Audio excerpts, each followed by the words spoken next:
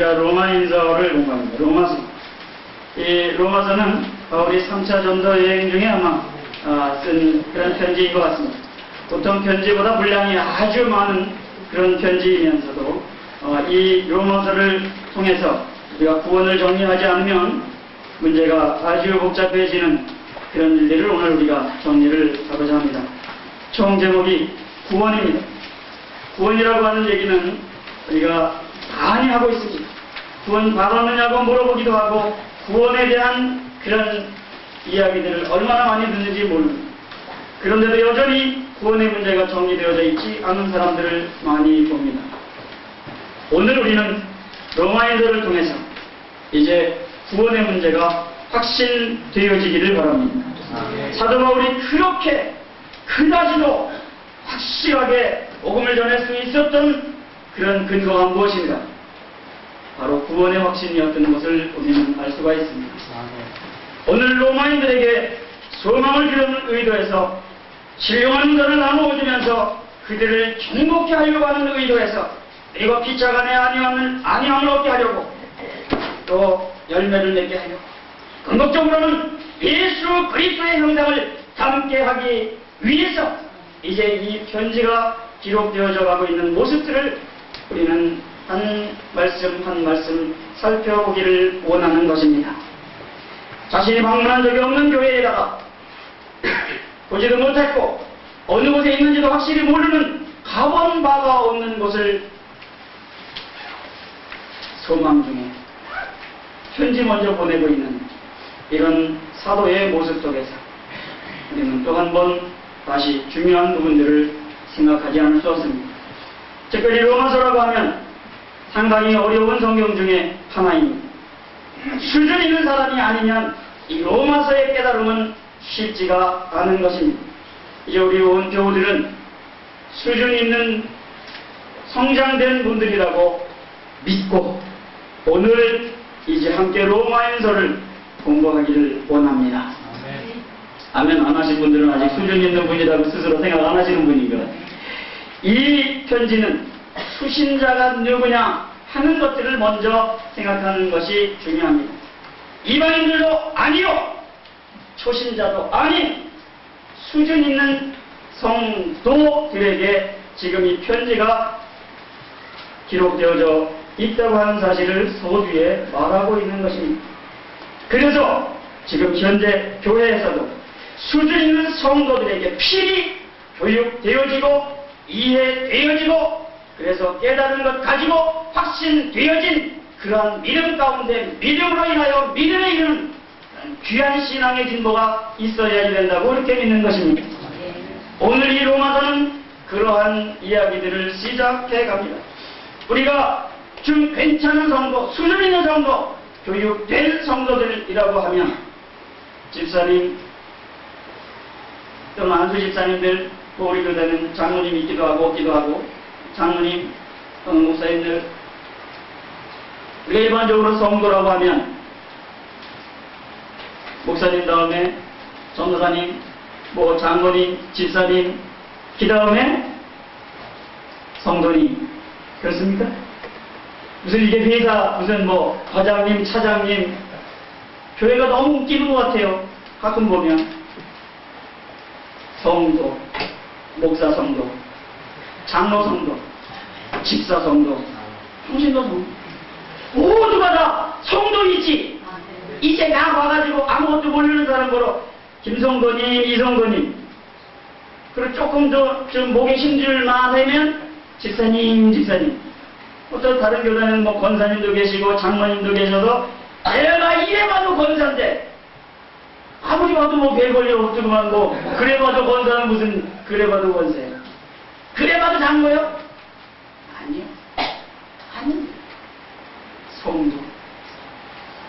그래서 우리는 예수 그리스도의 부르심을 입은 자 하나님의 사랑하심을 입고 성도로 부르심을 입은 모든 자에게 지금 이 편지가 전달되어지고 있는 이런 시점에서 우리는 로마서의 이해를 가지려고 하는 것입니다.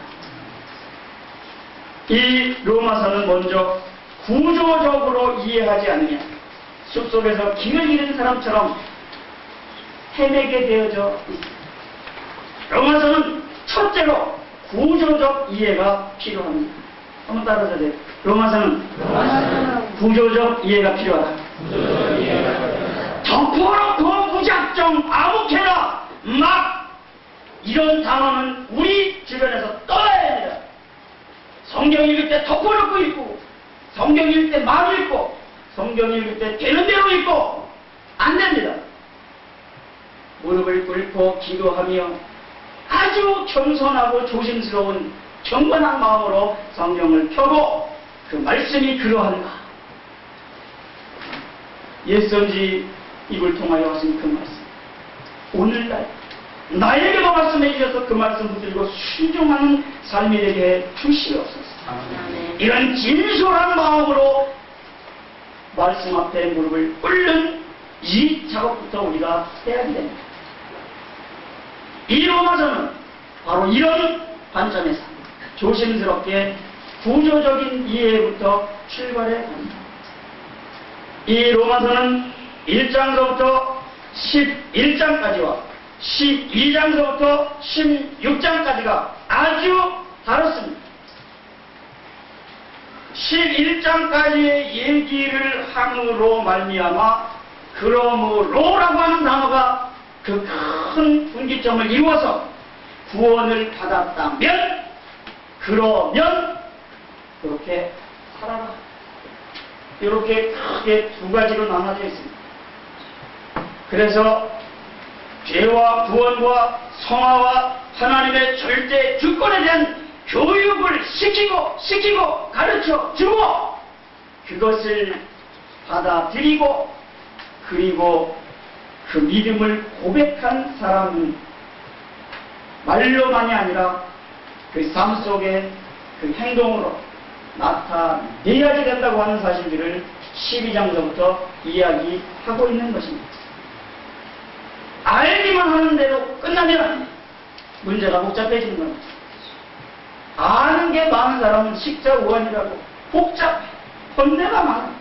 알기만 많이 하면 복잡해진 사람이 되고 마는 겁니다.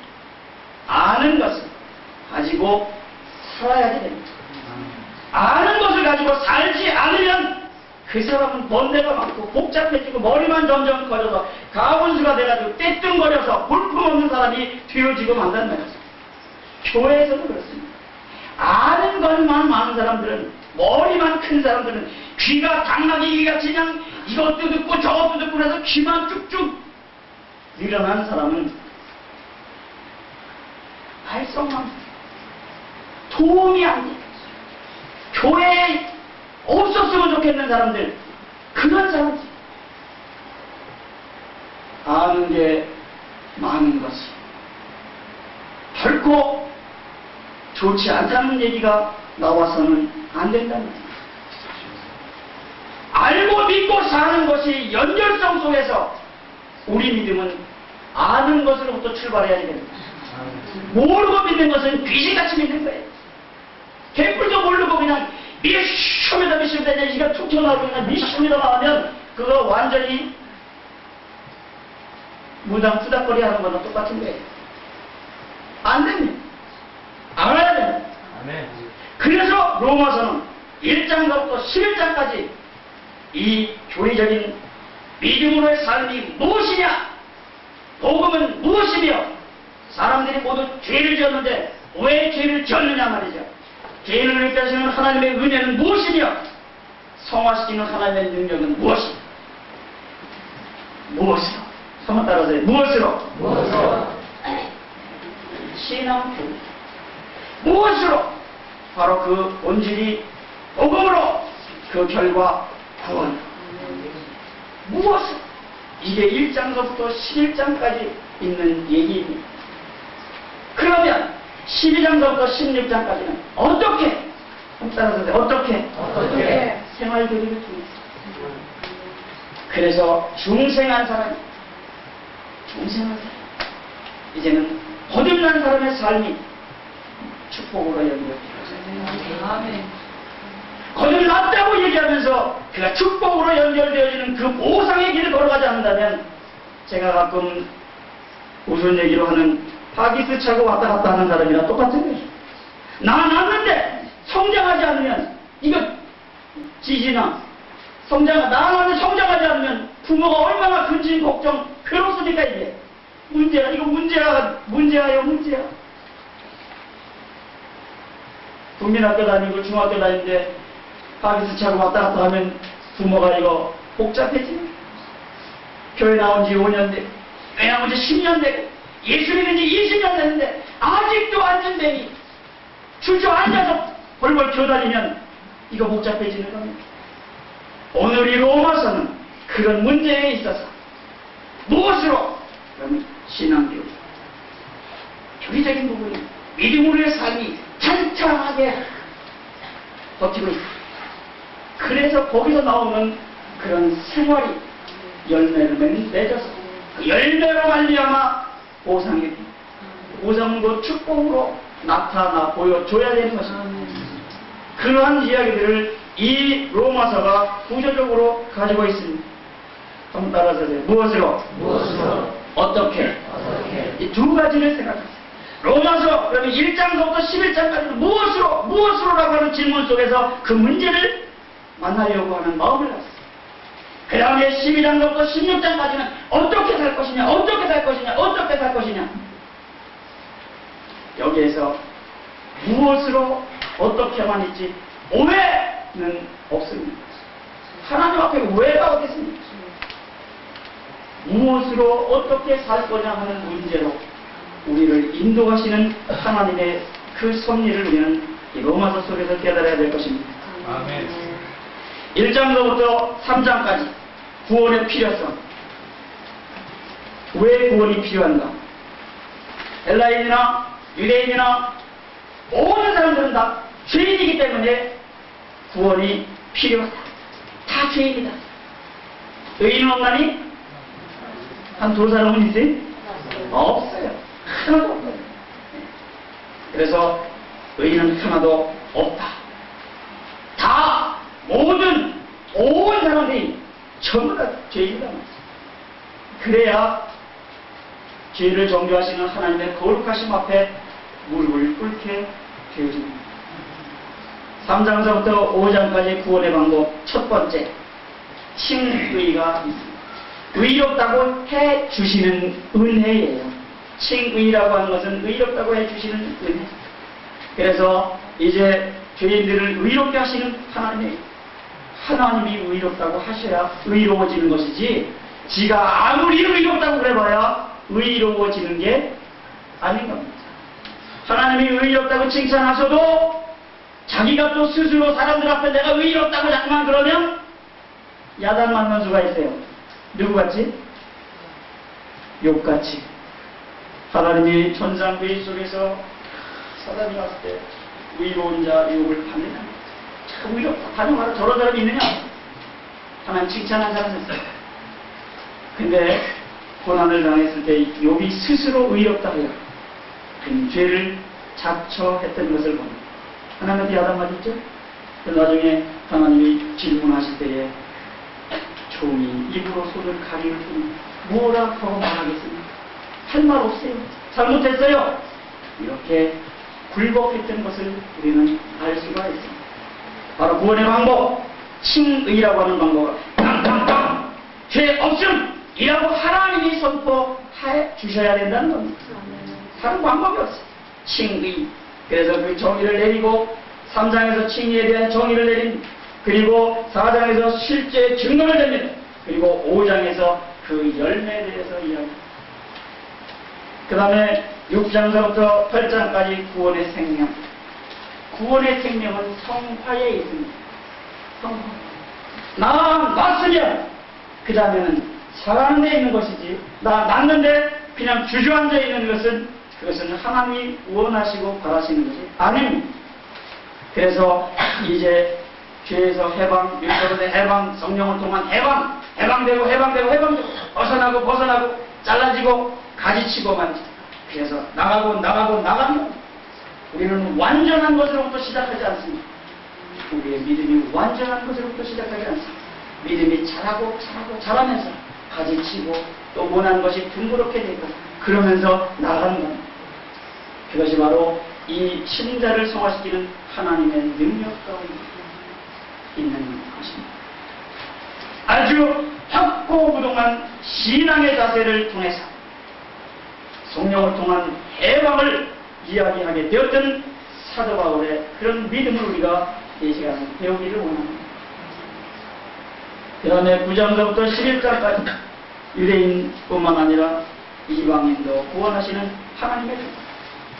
하나님은 유대인을 버리시기도 하고 이방인을 구원하시기도 하고 이방인 구원하셨다가 또 나중에 또 유대인 또 다시 구원하시기도 하고 그건 누구 맘이에요? 그걸 하나님의 주권, 하나님의 절대 주권, 하나님의 절대 주권 앞에는 누구도 오해 없습니다. 왜 그러시는 거예요? 하나님 마음이시지. 우리 말이 필요해. 그래서 유대인 그 이방인의 구원에 그 사람들이 많은 사람들이 이제 구원되면 그것을 보고 유대인들이 식이 나서 말이죠. 구원의 자리에 동참하게 됩니다.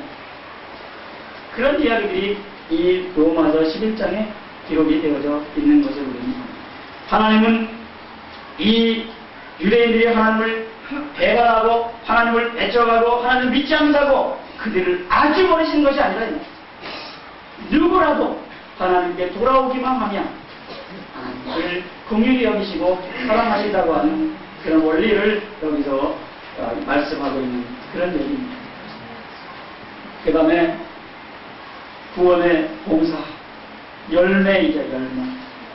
그래서 이 5가지 부분을 나누어서 첫 번째는 죄, 구원의 필요성은 죄. 그 다음에 구원의 방법은 칭의, 구원의 생명은 성화에 있으며 구원의 범위는 하나님의 주권, 하나님의 절대 주권 하에 있는 요만큼을 구원하시는지 이만큼을 구원하시는지 다 구원하시는지 우리의 소관이 아닌 하나님이 하시는 유대인을 버리셨다가 도로 데려오시든지 이방인을 구원을 하시든지 그건 누구 마음이에요? 하나님 마음. 하나님 마음. 그래서 과거에 선택했다가 현재는 거절했다가 미래는 다시 회복하시는 하나님의 주권이 여기에 나타나 있는 것입니다.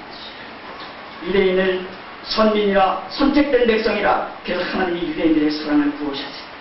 하나님을 배척내어 버렸어요. 그러나 다시 그를 회복하시겠다고 하는 말씀, 여기에 하나님의 주권 가운데 있는 것입니다.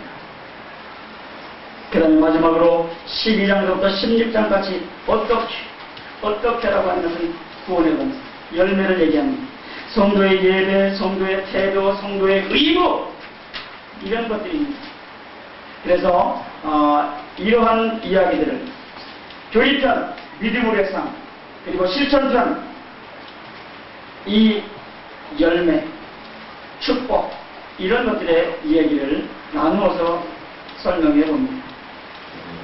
이 처음에는 죄의 종, 그 다음에 이제 의롭다고 하는 선포가 있은 다음에는 그 다음에 하나님의 종, 그렇다면 하나님을 섬기는 삶이 되어져야 되는, 우리나라에 지금 세계적인 신학자 존 스타트 목사님이 오셨습니다. 그분이 그런 말씀을 하세요. 우리가 그 교회의 권위와 교회의 섬김이라고 하는 것은 자세에 달려있다. 그런 말씀을 하십니다. 강단의 권위가 무너지면서부터 교회는 무너지기 시작했던 거예요. 강단의 권위가 무너지면서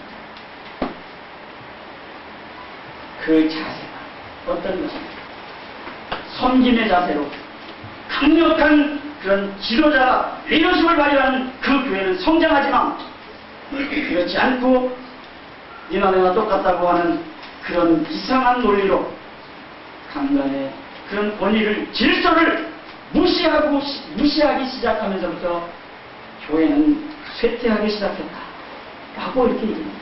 어떤 목회자가 아주 강력한 그런 리더십을 발휘할 때에 독재다 아니면 뭐다 막 이렇게 파쇼다 막 이렇게 얘기하는데 권총만 차지 않으면 그런 얘기하면 안 된다는 겁니다. 하나님의 무조건 하나님의 권위를 가지고 하나님의 말씀을 강력하게 선포하는 그러한 권위가 실수될 때에 교회는 실패하고 만다는 것입니다.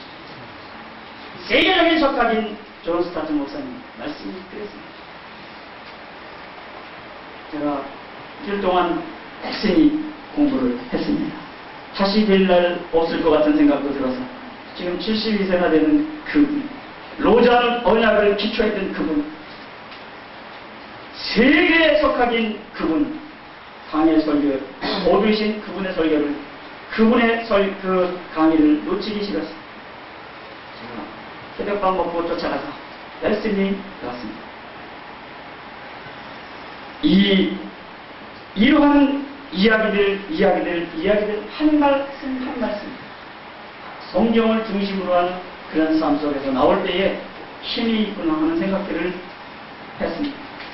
오늘 우리들에게 이러한 부분들에 대해 가장 서신 중에 21권 서신 중에 아니요 바울 서신서 중에서 가장 조직적인 그리고 이신 즉 의의 오직 의는 믿음으로 말미암아 살리라 개혁의 대명제요 표제와도 같은 이 말씀 한 말씀 붙들고 16세기 종교 개혁을 했던 그런 말씀, 이 가장 중요한 말씀들이 있는 로마인서를 우리가 보는 것입니다.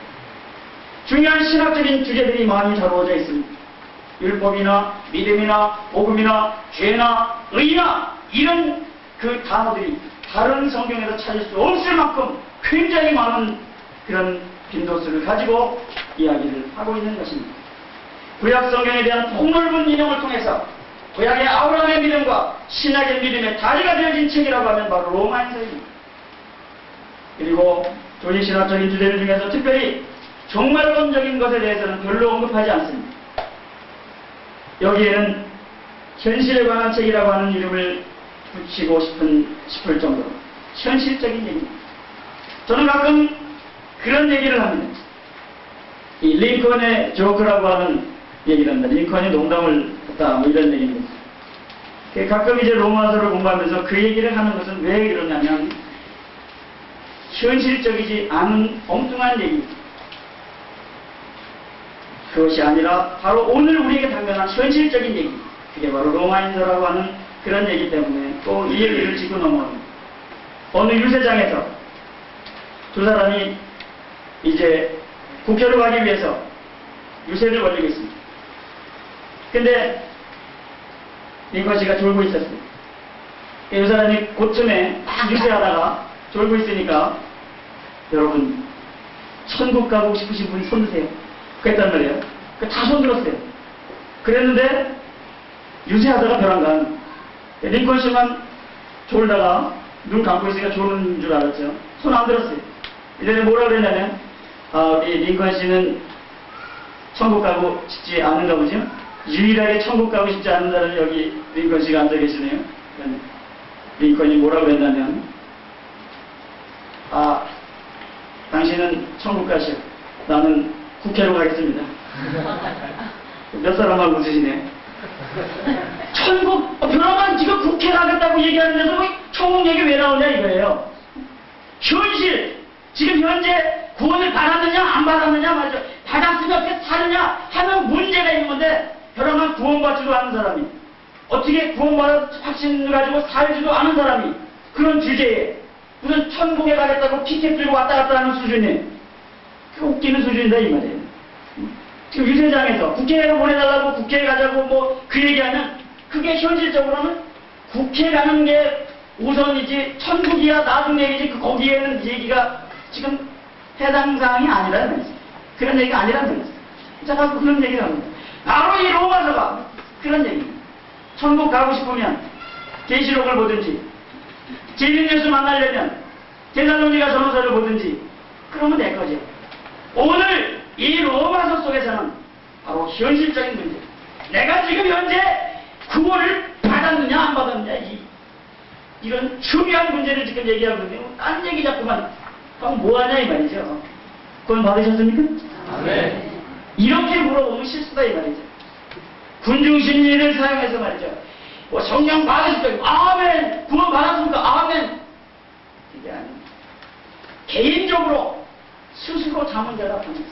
한 사람 한 사람 만나서 정말 구원의 확실히 구원의 체험이 있는가? 이 사람이 정말 구원받은 사람인가? 그런 확신을 가지고 있는 사람인가를 확인해야만 된다고 생각하는 것입니다. 오늘 우리는 이러한 얘기들, 바로 구속이라고 하는 아폴로익 드로시스, 속전지불로 결과된 석방, 값을 치름으로 말미암아 구원됐다고 하는 이런 사실들에 대한 이해, 이러한 부분들에 대해서 아주 절실하게 느껴야 됩니다. 예수님이 십자가에 피 흘려 못 박혀 돌아가신 그 사건 때문에 내 죄가 깨끗해졌다. 내가 구원받았다. 이러한 것에 대한 이야기가 확실하게 정리가 되어져 있어야만 된다는 얘기입니다. 예수님은 그의 보혈로 값을 치르시고 죄의 종이었던 우리를 구원하셨단 말이에요. 그러한 사실들에 대한 그 믿음이 있는 거냐 말이죠. 현재 바로 그 얘기예요. 믿음이 있었다. 그거 소용없는 거예요. 믿음이 있을 거다. 그거 소용없는 거예요. 현재 믿음이 있느냐? 이게 중요하다 이 말이에요. 지금 구원 확신을 내어놓을 수 있느냐, 얘기할 수 있느냐, 이게 중요한 것이지, 이 다음에 뒀다가, 아니요, 그 전에, 그 소용이 없다는 말이죠. 바로 현실적인 이런 이야기를 로마서 속에서 하고 있다고 하는 사실입니다. 하여튼, 어쨌든지 간에 정말론적인 것, 그런 얘기들에 대해서는 그렇게 깊게 관심을 표명하지 않고 있는 것이 바로 로마인서다. 현실에 관한 책입니다. 이렇게 얘기합니다. 본서의 핵심 되는 이야기들은 의 또는 구속, 구원이, 그리고 화목제물 되신 예수 그리스도의 그 피 흘리심, 이런 것들이 중요한 단어로 정리가 되어져 있는 것입니다. 그런데 이제 이러한 얘기들을 우리가 좀 살펴보면서 첫 번째 장을 살펴봅니다. 복음에 관한 이야기를, 복음, 한번 따라서 하세요. 유앙겔리온. 우리 신약 성경이 이렇게 생긴 글씨로 써져 있으니까 이런 글씨로 돼야 되는 것도 한번 읽어보자 말이죠. 수준 있는 그 성경을 공부하기 위해서 한번 따라서 유앙겔리온.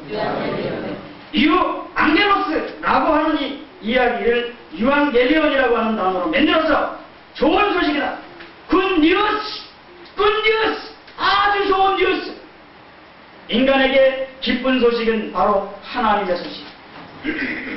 그 뉴스는 God 뉴스밖에 없습니다. 인간에게 가장 좋은 소식이라고 하는 것은 하나님의 소식. 그것이 가장 중요한 것입니다. 그래서 좋은 소식, 복되고 기쁜 소식, 그것은 바로 하나님의 소식, 하나님의 복음. 그래서 복음의 비밀은 말이죠. 복음과 성부와의 관계에서는 하나님의 복음, 땅에서 성자와의 관계에서는 그리스도 아들의 복음, 그리고 바울에게 전파되어 받아들여진 때의 그 복음은 바울의 것이었음을 교훈하고 있는 것입니다. 그래서 하나님의 복음, 아들의 복음, 내 복음, 한번 따라서 내 복음. 우리가 복음 전파는 인격에 호소되어져야 됩니다. 그 복음이 내 거가 되어야 됩니다. 그의 때따라나 남의 거가 되어서는 그 복음의 힘이 없는 것입니다. 내 복음. 바울은 내 복음. 이렇게 얘기를 했습니다. 이 복음이 아버지와의 관계성 속에서는 바로 아버지 하나님의 복음, 아들과의 관계성 속에서는 아들의 복음. 그런데 이것이 인격에 전해졌을 때는 바로 우리 각 객체의 한 사람 한 사람의 복음, 자기 복음이 됩니다. 한번 따라 내 복음. 우리 모두가 복음을 가지고 내 복음을 다른 사람에게 주는 겁니다. 누구 것을요? 내 것을 주는 거예요. 남의 것, 그의 때떠라를 가져다 주는 게 아니라 내 것. 그것이 바로 복음의 연적입니다. 이걸 한 번만 얘기하지 않냐고 로마서에서는 반복해서 얘기를 하고 있습니다. 아버지 하나님의 복음, 하나님의 복음, 아들의 복음, 아들의 복음, 내 복음, 내 복음. 복음을 위한 바울의 성별이 1장에 보면 이 로마서 1장 1절부터 17절까지 이 한 페이지가 복음에 대한 페이지입니다. 바울은 복음을 위한 바울의 성별을 보면 바울은 그리스도의 종이었습니다. 종, 주인의 뜻대로 하는 것이 종입니다. 자기 마음대로 할 수 없는 겁니다. 둘러스 바울은 소명받은 사도였습니다. 아포스톨로스, 사도. 그리고 바울은 구별된 성도였습니다. 바로 성경에서는 모든 신자들을 성도라 이렇게 지칭하고 있다는 말입니다. 모든 신자가 다 성도. 저도 성도고 여러분도 성도인 것입니다. 성도. 집사 밑에 쫄병이 성도 아니에요. 뭐 우리는 그런 일이 없겠지만 괜히 그렇게 성도 위에 집사 되고 집사 위에 권사 되고 권사 위에 장로 돼가지고 목회자 박치기 하고 그런 권위를 갖고 있는 게 그게 계급 아니에요. 하나님께서 우리에게 주신 직임, 일하라고 주신 그런 직임이에요. 우리는 잘 알아요.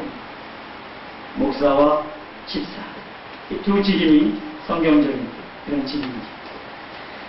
그 다음에 이제 복음에 대한 바울의 설명이 있습니다. 복음은 새로운 것이 아니며 예수님에 관한 것이고 성육신을 통해서 나타났고 구원을 통해 선포됐습니다. 그리고 구원과 봉사를 모두 보충하면서 복음은 믿음으로 얻는 바라고 이렇게 이야기를 하고 있는 것이죠. 2절로 5절의 얘기입니다. 그 다음에 복음에 대한 바울의 감사가 6절 15절까지 길게 설명이 되어져 있습니다. 로마 교인들의 신앙이 온 세상에 알려진 것을 감사하고 있습니다. 로마인 교회는 성도들, 하나님의 사랑, 하나님의 그 사랑을 입은 그런 성도, 부르심을 받은다. 그것을 감사하고 있습니다. 로마 교인들에게 나아갈 좋은 길 얻기 위해서 쉬지 않고 기도하는 것에 대해서 이야기합니다. 신령한 은사를 나눠줘 피차 아니함을 얻으려고 로마 교인들에게 열매를 맺게 하고 또 복음 전파를 위해서 지금 바울은 감사하고 있는 곳이 15절까지입니다. 그 다음에 복음에 대한 바울의 확신이 있습니다. 거기다가 옆에다가 당당한 선포다. 당당당 이렇게 딱 써놨어요. 아주 당당한 선포. 내가 복음을 부끄러워하지 아니하노니 이 복음은 모든 믿는 자에게 구원을 주시는 하나님의 능력이 됩니다. 첫째는 유대인에게요. 또한 헬라인에게요. 그 복음은 바로 구원을 주시는 하나님의 능력이다. 이렇게 되어져 있는 당당한 선포를 보면서 복음을 부끄러워하지 않는다는 것은 자랑스럽게 여긴다고 하는 것을 강조하기 위해서 부정적인 표현을, 그러니까 어떤 것을 강조하기 위해서 그런 거 있잖아요. 아, 나 싫다니까, 그거 싫다니까. 밑에서는 또 손 이렇게 내미는 거 있잖아요. 아주 싫다고 자꾸만 얘기하는 것은 그거 좀 생각해 봐야 돼요. 그래서 뭐 안 받는다 막 그러면 그 사람 뭐 받으려고 그러는 거 아닌가 그렇게 생각이 드는 것처럼 그 강한 부정은 강한 긍정을 나타낸다. 그런 얘기가 있죠. 여기서 내가 복음을 부끄러워하지 않아라. 복음을 부끄러워하지 않는 것은 복음을 기뻐하는 것은 말이죠. 다시 말하면 그런 얘기죠. 내가 복음 전하는 것을 기뻐하는 것은 이걸 강조하기 위해서 부정적인 표현을 사용했다 이 말이에요. 그것은 바로 모든 믿는 자에게 구원을 주는 하나님이 능력이 됨을 알았다 이 말이에요. 장담하게 선포할 수 있는 그런 그 사도 바울의 표현들, 그런 고백들, 이런 것들이 있는 것입니다. 복음은 하나님의 능력이며 복음에는 하나님의 의가 나타나 있고 복음은 오직 의인은 믿음으로 말미암아 살리라 라고 말합니다. 하박국 2장 4절 하박국 선지자가 이야기했던 그 이야기를 그대로 여기다가 옮겨놓은 그런 얘기입니다. 한번 따라서 돼. 오직 의인은 믿음으로 말미암아 살리라. 여기에 믿음으로 말미암아 살리라고 하는 믿음의 문제를 우리가 생각해 봅니다. 믿음은 두 가지가 있습니다. 구원 얻는 믿음과 그리고 구원 얻은 후에 우리가 써야 할 그런 믿음이 있습니다. 믿음은 쓰는 거다 그랬잖아요. 한번 따라줘요. 믿음은 쓰는 거다. 그러니까 믿음을 쓰는 것은 바로 두 번째 믿음이고 첫 번째 믿음은 하나님께서 공짜로 우리에게 주신 믿음입니다. 그래서 믿음으로 믿음에 이르게 하나니 이 앞에 있는 믿음으로 하나님께서 주신 믿음으로 우리가 써야 할 믿음에 이르가야지 된다 이 말이에요. 그래서 이제 오직 의인은 믿음으로 말미암아 살리라 한 것 같습니다. 이런 얘기입니다. 그래서 믿음에서 믿음으로라고 하는 전진성에 대한 얘기를 우리가 해가는 것이죠. 이제 우리가 구원하는 하나님께서 구원하시는 방법으로서 믿음을 가졌기 때문에 이제 눈을 떴기 때문에 보아야 하고 신뢰해야 되고 맡겨야 하는 그런 믿음을 우리가 소유하기를 원하는 겁니다. 그런 믿음을 우리가 쓰기를 원하는 겁니다. 하나님, 내가 믿음 갖기를 원합니다. 내가 믿음 쓰기를 원합니다. 그 믿음은 하나님께서 눈을 뜨게 해주셨기 때문에, 봐야 믿음을 주셨기 때문에 이제는 신뢰해, 또 하나님께 맡겨라, 그런 믿음인 것입니다. 때는 신학적으로 여러 가지 어려운 문제가 있지만 바로 구원을 얻는 문제, 이건 하나님이 주시는 믿음입니다. 내가 단 한 푼어치도 무언가 해서 얻은 믿음이 아니라 이겁니다. 아니에요. 하나님께서 공짜로, 은혜로라고 하는 것은 공짜로, 그런 얘기입니다. 공짜로 주신 믿음입니다. 하여튼 이러한 이야기들을 이제 하면서 복음이라고 하는 용어가 신학적인 용어로 우리에게 굉장히 익숙하게 들려지면서 성경에는 117번이나 사용되어 있기 때문에 구체적으로 인식을 우리가 해야 됩니다. 그래서 복음에 대해서 우리가 성경을 쭉 찾아보면 이야기를 연결시켜서 봅니다. 천국 복음을 전파하신 예수님께서 바로 예수 그리스도 복음의 시작이십니다. 회개하고 복음을 믿어라! 라고 하셨단 말이에요. 하나님의 나라 복음을 전해야 된다고요. 예수를 가르쳐서 바로 복음을 전하고 있습니다. 바로 예수님이 곧 복음이십니다. 복음은 하나님의 능력이며 믿음의 복음이 있습니다. 그리고 평안의 복음에 예비한 것으로 신을 신으라고 합니다. 평안의 복음. 진리의 말씀, 복음 너희의 구원의 복음을 듣고 믿어 성령의 인치심을 받은 구원 복음이 있습니다. 한번 따라서 구원 복음, 듣고 믿어 성령의 인치심을 받아야 된다. 복음을 듣고 믿어 성령의 인치심을 받아야 된다 이 말입니다. 그 다음에 이러한 전한 복음이 곧 말씀. 복음이 곧 말씀. 따라서 복음이 곧 말씀이다. 말씀이 복음이고 복음이 말씀이다.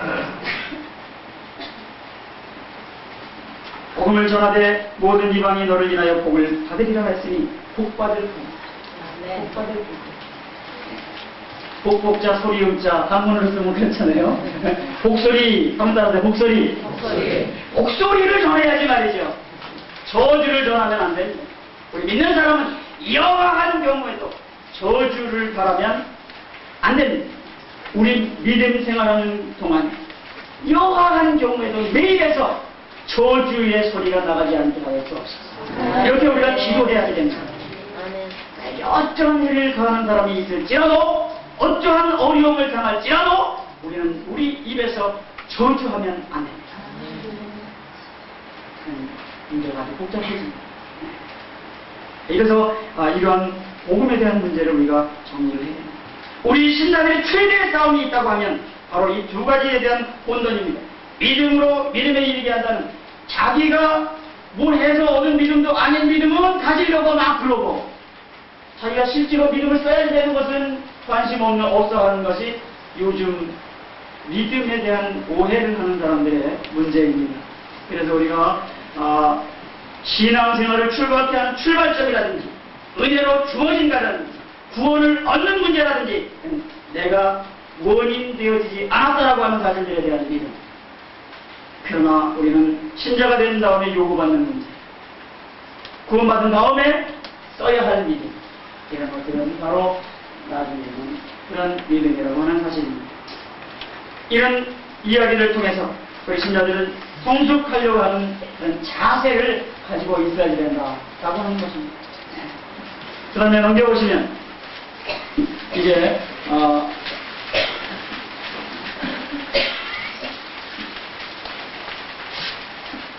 1장서부터 8장까지를 요약해 놓은 겁니다. 1, 2장은 죄인이 왜 구원을 받아야 할 필요가 있는가, 이런 문제입니다. 그 다음에 3장에서 5장까지 얘기는 죄인은 어떻게 구원을 받느냐, 한번 따라서 칭의를 통해, 칭의를 통해. 이 칭의라고 하는 것은 죄인이었었는데 그러다가 이제는 죄인 아니라고 법적으로 땅땅땅 이렇게 선포하는 게, 넌 의롭다 이렇게 선포하는 것을 통해서 이제 우리가 구원을 받습니다. 우리는 뭐 한 거 아무것도 없는데 은혜로 데려다가 죄 없다고 죄싹을 예수님이 치르시고 우리를 자녀 삼으신 것이 바로 칭의라고 하는 것입니다. 그 다음에 6장과 7장을 통해서 죄인이 구원된 후에는 어떻게 되는가? 구원되면 어떻게 돼요?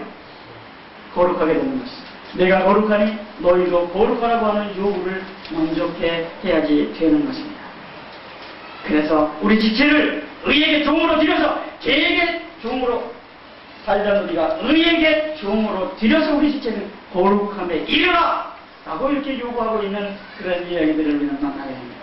그 다음에 죄인은 구원받은 채로 보존될 것입니다.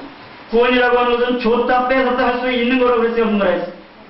한 번 구원은 영원 구원입니다. 그래서 보존된다는 거죠. 그러므로 이제 그리스도 예수 안에 있는 자에게는 정죄함이 있어요? 없어요? 잃고 줬고 다 따져도 어떤 코가 제일 힘이 세다고 그랬어요? 결코. 한번 따라서 결코 정죄함이 없나니 누가 정죄하겠습니까? 누가 자꾸만 끌어내리겠습니까? 우리 하나님께서 의의 없다고 선포하셨는데 그것을 변개할 자가 세상에 누구겠습니까? 없습니다. 우리가 한번 구원받았습니다. 우리 실수할 수 있습니다. 우리 잘못할 수 있습니다. 죄 지을 수 있습니다. 그럼에도 불구하고 우리는 하나님의 자녀입니다. 아멘. 믿으십니까? 아멘. 우리가 그 죄를 짓는다고 하는 것은 보상과 관계가 있는 것이지 그 구원을 잃었다가 얻었다가 하는 것하고 관계가 있는 게 아닌 것입니다. 상을 못 받아요. 죄를 자꾸만 지으면 그런 것이지 말이죠. 개털모자 쓰고 왔다 갔다 할 수는 있어도 말이죠. 들어가는 거다 이 말이죠.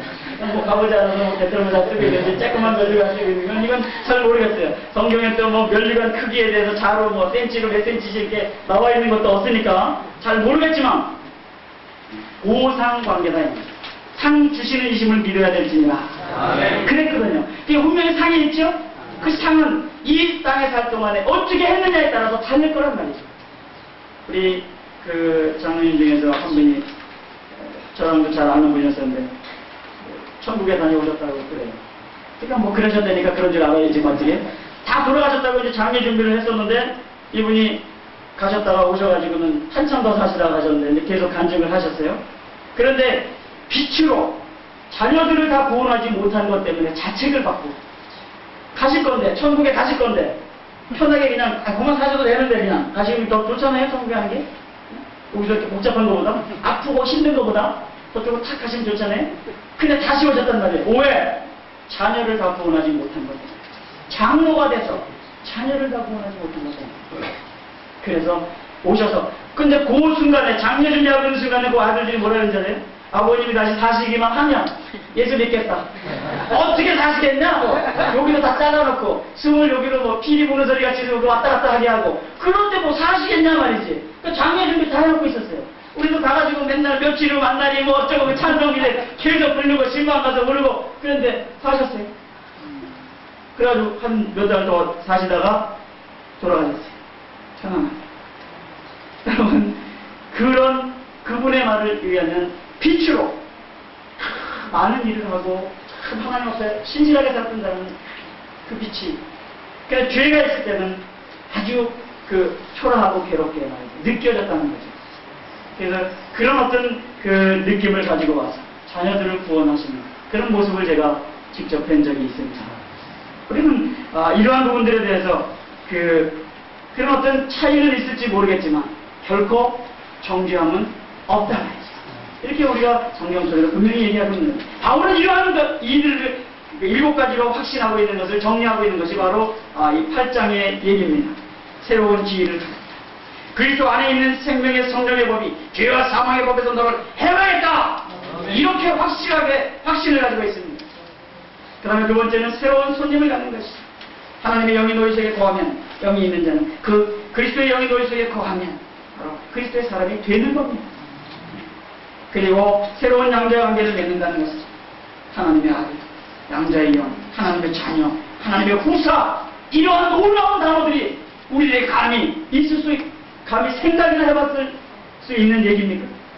이런 확신을 가지고 있는 것이죠. 옛날에는 그렇지 못한 신분에서 이런 놀라운 신분으로 변화된 확신을 사도 바울이 가지고 있었단 말입니다. 그 다음에 새로운 기대를 갖는 것입니다. 그리고 새로운 기도의 조력자를 갖는 것입니다. 그리고 심지어는 새로운 지식을 합니다. 지식에까지 새로워져야지 된다고 성경은 이야기하고 있는 것입니다. 그리고 심지어는 새로운 지식과 목표를 갖습니다. 이러한 놀라운 일들을 이야기하면서 마지막에 31절로 34절에 바울이 확고부동한 자신의 신앙 자세를 이야기하고 있는 이런 모습들을 보면서 바울이 그렇게 확고부동한 신앙의 자세를 보여주는 데는 무엇이 이처럼 확실한 고백에 도달하게 되었을까요? 자신의 신앙 연조일까요? 자신의 풍부한 지식일까요? 아닙니다. 확신의 근거는 전적으로 하나님께 있었습니다. 나를 택하셔서 나를 위롭다 불러주시며 예수 그리스도와 함께 모든 것을 선물로 주시겠다고 하신 바로 그 하나님께 근거를 두고 있었다고 하는 말입니다. 바로 우리의 확신의 근거를 어디에다 둬야 될까요? 하나님의 말씀. 거기다가 우리 구원의 확신의 근거를 두고 살기를 원합니다. 바로 그 예수 그리스도에게 그 근거를 두었다고 34절은 다시 한번 반복해서 말하고 있는 것을 우리가 봅니다. 특별히 우리가 구원에 대한 이야기를 할 때에 한 D를 제가 작자 미장의 시를 한 편을 여러분들에게 소개하려고 합니다. 없습니다. 당신은 언제 떠나십니까? 세상에서 말입니다. 아무도 말할 수 없습니다. 하나님만 아십니다. 그러나 당신과 나는 떠나야 합니다. 조만간 떠나야 합니다. 당신은 어디로 가십니까? 세상을 떠날 때 말입니다. 아무도 말할 수 없습니다. 하나님만 아십니다. 그러나 당신과 나는 가야 합니다. 응분의 세계에 가야 합니다. 당신은 알아야 합니다. 당신의 죄를 말입니다. 아무도 피할 수 없습니다. 하나님의 심판이 기다립니다. 그러나 당신과 나는 다행합니다. 하나님이 우리를 사랑하십니다. 그래서 죄인 외에 예수님을 보내셨습니다. 죄인 대신 예수님이 죽으셨습니다. 이제는 죄와 허물을 묻지 않으시고 하나님이 널리 용서하십니다. 그러므로 형제여, 동포여, 돌아오시오. 하나님 품 안으로 돌아오시오. 작전 이상 이렇게 되어져 있는 시가 한편 있습니다. 우리가 먼저 구원을 받았는지 자신을 위해서 한번 자문자답해 봐야 됩니다. 나는 과연 죄의 문제를 해결하고 구원을 받았는가라는 자신을 향한 질문에 인색해서는 안 됩니다. 이 문제를 꼭 해결해야만 되는 문제이기 때문에 그렇습니다. 그래서 구원을 받으셨습니까? 라는 질문을 받았을 때 우리는 뭐라고 얘기해야 될까요? 구원 받았습니다. 잘 모르겠습니다. 그럼 이거 문제 복잡해지는 거예요. 잘 모르는 사람은 구원의 길을 배워야 됩니다. 배워야지. 모르면 배워야죠. 죽어봐야 알겠어요? 그런 사람은 성경지명이 있어야 돼요. 죽기 전에 아셔야 돼요. 죽은다는 거 아니에요. 허당이요. 다른 이들보다 선하다고 생각하거나 구원받으려고 노력한다든지 아마도 받은 것 같다든지 이래서는 안 되는 겁니다. 구원받으려고 노력해서 되는 게 아닙니다. 노력 구원이 아니거든요. 순전히 공짜로 주신 거거든요. 그냥 주신다고 그러는데 안 받는 것 뿐이지 마음을 탁 열면 그냥 주시는 거예요. 뭐 내가 뭘 어떻게 해야 받는 게 아니라 이 말이죠. 실수하고 있는 거예요. 글쎄요는 공부할 때 내는 새가 글쎄지. 그런 데다 하면 안 됩니다. 그거 받았어요? 그러면 글쎄요 내가 요런 소리 하면 이거 복잡해지는 겁니다. 우리가 부모 형제가 믿는다든지 모태신앙이라든지 뭐 이런 얘기도 안 됩니다. 부모 형제 믿는 거하고 저하고 무슨 상관없어요. 자기가 믿는 내가 문제지. 부모가 아무리 신앙생활이 좋으면 옆에서 아무리 방방 뛰고 기도하고 뭐하면 내 마음은 쌍한데 기도 한마디 입에서 나오지 않는데 소용없어요. 기도 열심히 하는 사람 치마꼬리 옆에 붙잡고 가만히 있으면 기도가 잘 되던가요? 안 된다 이 말이에요. 내가 받아야 되는 거죠. 아멘. 내가 뜨거워야 되는 거죠. 아멘. 네. 그래서 우리가 구원받기를 소원합니다. 어떤 사람이 그런 얘기를 했다고 해요. 우리 구원 받았습니까? 예. 과거에도 받았다. 현재도 받고 있으며 미래 구원을 향하여 달려가고 있는 사람입니다. 성경이 이 구원에 대해서 과거와 현재와 미래 시제를 사용하고 있거든요. 구원을 향하여 달려가고 있어. 구원을 받고 있어. 그 구원을 벌써 받았어. 어느 시점. 우리가 그 날, 언제, 어느 때, 무슨 말씀, 요걸로 딱 내놓지 않아도 돼. 그런 사람도 있지만, 그렇지 않을 사람도 있는 거예요. 그런 것 때문에 올무가 되면 구원파. 그게 바로 그런 거 가지고 딴지 걸어서 우리 멀쩡한 성도들 넘어뜨리는 거예요. 당신 어느 날, 어느 때, 어느 시에 구원받았냐고. 내놔보라고. 성경 뭘로 받았냐고. 모르겠다고. 이 사람 구원 못 받았구만 그래요. 자기네 교회가 있다는 것이. 이게 구원파의 그 잘못된 길. 언제, 어느 때, 무슨 말씀인지 잘 기억하고 있지 않아요. 우리가 하나님께서 주신 믿음으로 말미암아, 은혜로 말미암아 내가 구원됐다고 하는 사실에 이른다고 하면 그건 각자 개인의 문제거든요. 동의하지가 않거든요. 그래서 우리는 우리가 구원은 하나님의 은혜다 그럴 때 은혜가 어떻게 똑같을 수 있어요? 다 다르지. 이게 우리가 어떤 일을 행함으로 오는 결과가 아니거든요. 하나님의 은혜의 결과입니다. 은혜라고 하는 것은 그리스도의 희생과 대가로 인한 하나님의 풍성함이라고 설명할 수 있거든요. 그래서 오늘 우리가 많은 사람들이 정말 돈이나 많이 생기면 축복받은 줄 알고 영원한 인격, 주님의 인격으로 성화되는 것이 성도의 가장 귀한 보배인 줄을 알지 않는 것을 생각해 봅니다.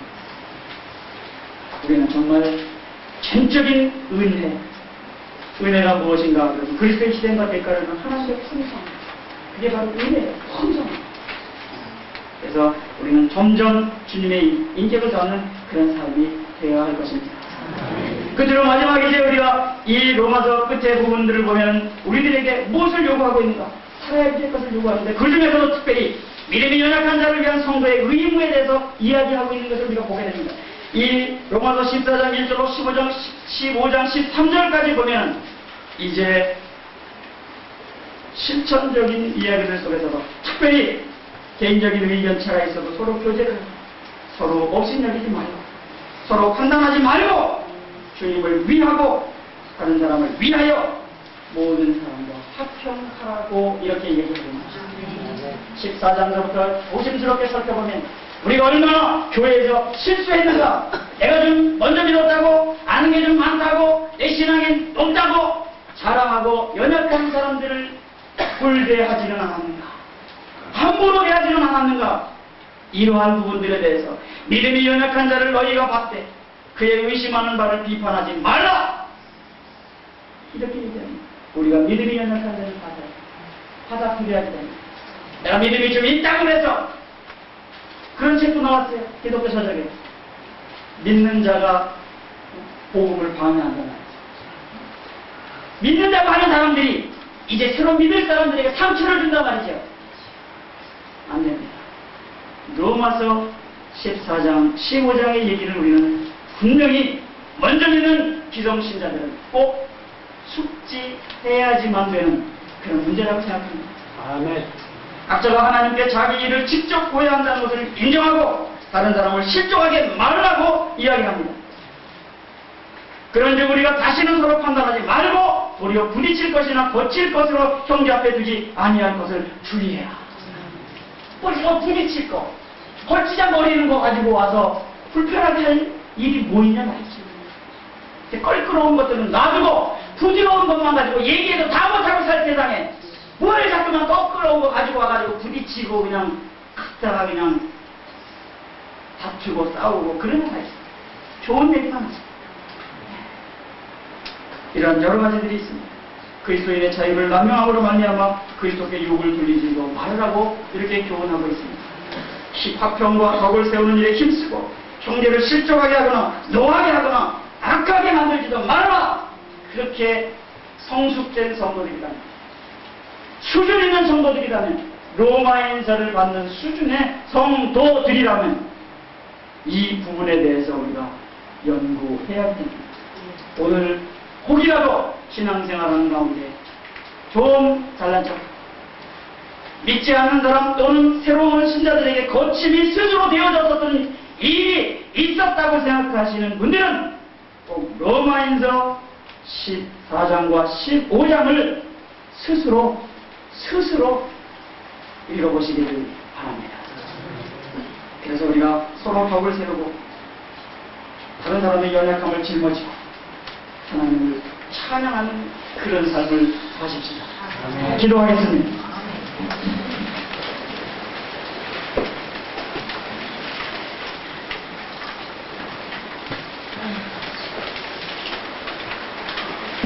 우리가 연약한 자들을 위해서 의무를 다하지 못한 적도 있었을 것입니다.